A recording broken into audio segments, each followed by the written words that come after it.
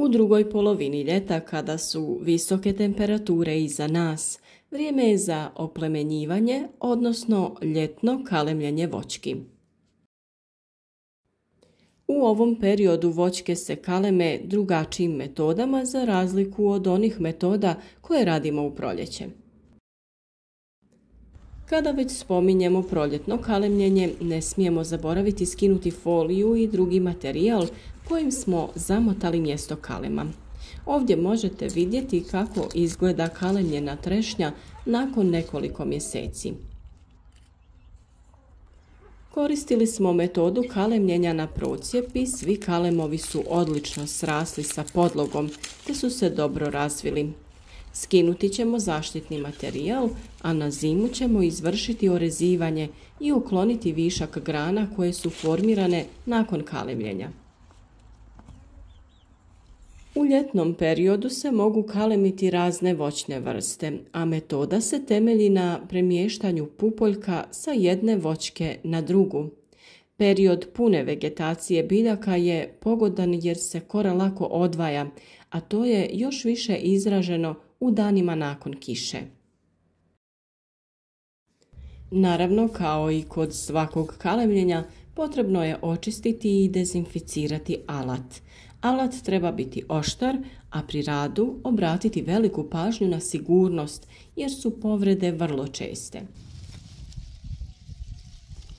Od materijala za kalemljenje potrebna je PVC folija te često korištena izolacijska traka. Pri kalemljenju ovu traku koristimo preko PVC folije da bi bolje stegnuli mjesto spoja. Nikada je ne lijepimo direktno na koru drveta jer pri skidanju trake često oštećuje samu koru.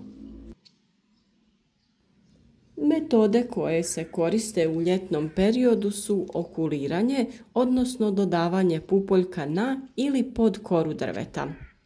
Ako je podloga mekana i kora se lako odvaja sa drveta, tada je najbolje koristiti metodu kojom se čip sa pupoljkom podvlači pod koru i tu fiksira. Ovu metodu kalemljenja pokazati ćemo na primjeru jabuke i limuna. Izaberemo granu sa koje ćemo skinuti čip sa pupoljkom. Oprezno ćemo ga odrezati, a birati ćemo pupoljke sa srednjeg dijela grančice. Na podlozi ćemo napraviti rez u obliku slova T, pri čemu ćemo koru lagano odvojiti od drveta. Na ovaj način pravimo prostor za uvlačenje čipa sa pupoljkom pod samu koru podloge. Nježno uguramo čip pod koru na mjestu reza te ga umotavamo pazeći da se čip ne pomakne. Jako je bitan dobar kontakt podloge i čipa, pa rezovi trebaju biti što ravniji i pravilniji. Već nakon 4 do 5 dana sa čipa otpada lisna peteljka, što je najčešće znak da će kalemljenje biti uspješno. A nakon perioda od 2 sedmice vršimo kontrolu i gledamo da li je spoj zarastao, odnosno da li je podloga primila pupoljak. Ovaj pupoljak treba ostati neoštećen jer u narednoj godini iz njega će se razviti grana koja će nositi plemenite osobine voćke sa koje je skinuta. Druga metoda za kalemljenje koristi se kod voćki sa tvrđom korom i u periodu kada se kora teže odvaja od stabla. Takvu situaciju imamo kod mladih sadnica kestena koje smo sijali početkom proljeća. Ove sadnice dovoljno su se razvile i spremne su za kalemljenje. Okuliranje se razlikuje od prethodne metode u tome što se ne pravi T-rez, već se kora u potpunosti uklanja sa podloge. Prilikom pravljenja reza na podlozi potruditi ćemo se da oblik bude identičan onom na čipu sa pupoljkom. Idealna situacija je kada su rezovi identični, te se podudaraju slojevi kambija, što je garancija uspješnog kalemljenja.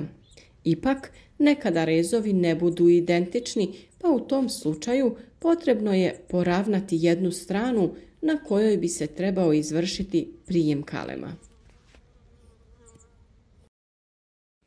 Kao i kod metode sa T rezom, i na ovom čipu pratimo peteljku koja nam u početnom periodu pokazuje uspješnost kalemljenja. Nekad se desi pa se lisna peteljka pored pupoljka osuši i ne može se odvojiti sa čipa. To je najvjerovatnije znak da se čip nije primio za podlogu i da je kalemljenje, nažalost, neuspješno. Nakon što utvrdimo da se pupoljak spojio sa podlogom, potrebno je odrezati granu iznad kalem mjesta da bi stablo svu energiju i hranjiva usmjerilo u pupoljak. Iz ovog pupoljka bi se trebalo razviti stablo i nove grane koje će formirati buduću voćku. Ovo je odlična metoda za formiranje stabla koje će nam davati velik rod sa kvalitetnim plodovima kao što su plodovi ovog kestena maruna. Kalemljenje jabuke, kruške, breskve i ostalih voćnih vrsta također možemo odraditi na isti način.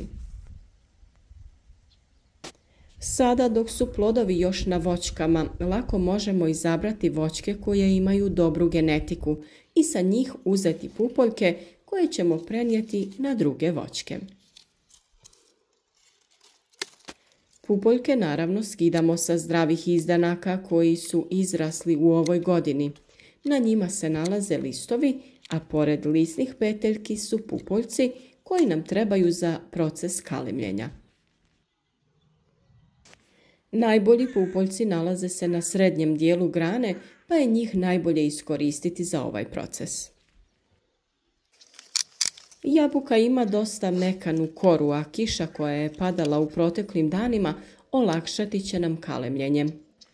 Listove sa grane režemo tako da na grančici ostanu lisne peteljke koje će nam olakšati proces kalemljenja. Oprezno sa grane skidamo čip na način da lagano zarežemo koru na grančici iznad pupoljka. Dužina reza neka bude oko 2 cm, pri čemu je bitno da je površina reza ravna. Na kori drveta ćemo napraviti rez u obliku slova T, te ćemo oprezno odvojiti koru od drveta. Sada ćemo pod koru ugurati pripremljeni čip. Ako je pupoljak većih dimenzija i teže se zavlači, možemo lagano i proširiti urez. Ako je kora na čipu duža i ne ulazi u pripremljeni rez, višak ćemo odrezati da bi rezove u potpunosti poravnali. Nakon toga mjesto kalemljenja ćemo omotati tankom kalemarskom PVC folijom, a da bi spoj bio čvršći, preko folije ćemo postaviti i izolacijsku traku. Ovaj spoj bi trebao srasti kroz narednih 15 do 20 dana, nakon čega može se ukloniti PVC folija te provjeriti primitak kalema. Ako je sve u redu, odnosno kore su srasle jedna u drugu, tada je najbolje vratiti zaštitnu foliju jer je spojno tkivo još osjetljivo, a naročito na visoke temperature.